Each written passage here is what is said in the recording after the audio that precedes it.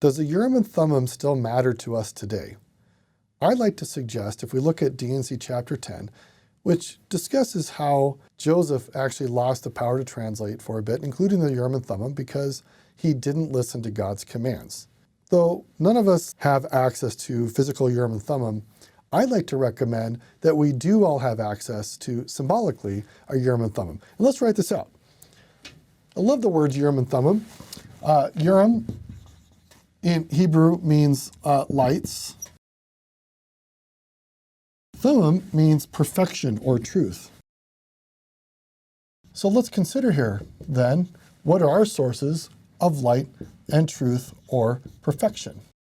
And what I want to encourage all of us is to realize that God has provided all of us Urim and Thummim.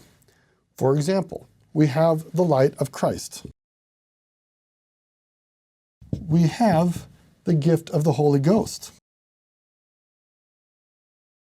And if you remember, in the sacrament prayer, we promise to keep the commandments and to always remember Jesus Christ. And if we always remember God, we have the promise of always having the Spirit be with us, always having that light. So if you want Urim and Thummim in your life, every week partake of the sacrament and intentionally and purposely renew that covenant, and you can have access to the Holy Spirit. What about truth and perfection? Well, we have the scriptures. We have living prophets. These are sources of truth and also of light. So as you think about the Urim and Thummim, we have access symbolically to light and truth, to Urim and Thummim.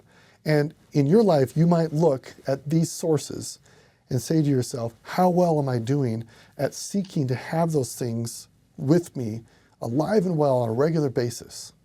And if you find yourself slacking a little bit, do a bit more. Make a plan today just to do a little bit better at having the gift of the Holy Ghost manifest in your life, or paying attention to the light of Christ, or maybe taking a moment to listen to one key principle that the brethren have taught recently that you could just try to live today.